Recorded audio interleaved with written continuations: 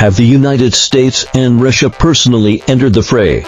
After Iran made tough remarks, there emerged a pre-storm tranquility in the Middle East.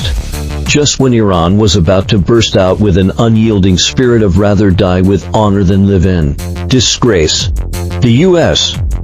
aircraft carrier arrived in the Persian Gulf, and the Secretary of the Security Council of Russia, Shoigu, also made an emergency visit to Iran and expressed full support for Iran. Obviously, this is another political show of the U.S.-Russia wrestling.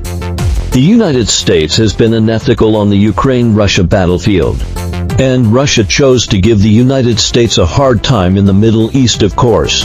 I think this is also an indirect pressure on Iran. Little Iran. Look, this is the current situation.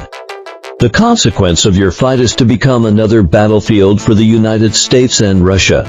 Given that the stability in the Middle East is now only precarious, it will eventually drive neighboring countries to take sides. The war is bound to expand in scale, and more countries will be involved.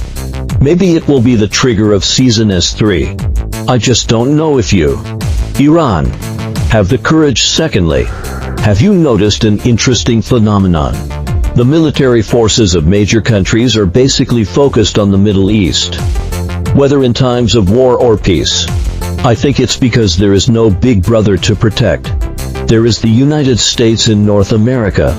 In Europe, there are many, both big and small bosses.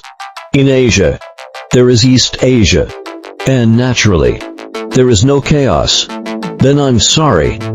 The Middle East can only become a training ground for major powers.